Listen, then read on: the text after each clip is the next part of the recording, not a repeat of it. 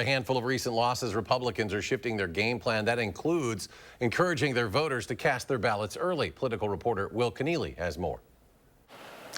Eric, Republicans have been trying to change their playbook after a series of recent losses. And part of that playbook now, encouraging early voting. We don't have anything like that, and we need to figure out how to do that and how to combat that.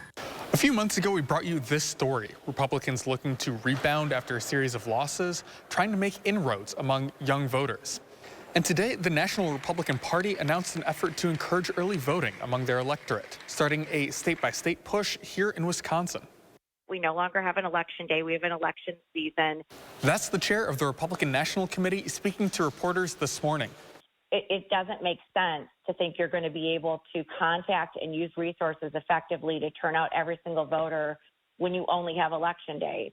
Republicans have traditionally cast aspersions on the early voting process, using ballot drop boxes, both the ones on Madison streets and the ones at clerks' offices, to further election denial rhetoric. A Trump campaign lawsuit also sought to throw out ballots from Madison's early voting events at parks in 2020.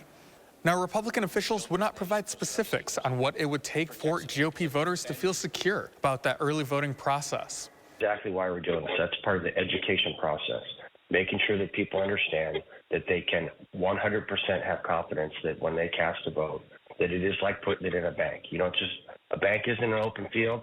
A bank isn't a box that someone decides to drop off in a park in Madison. Now, again, we did not get specifics on what security measures it would take to make those voters feel secure about the early voting process. But in the state capitol here, for example, some lawmakers are putting forward a bill that would put watermarks on absentee ballots to make them harder to photocopy. Reporting from the Capitol, Will Keneally, News 3 Now.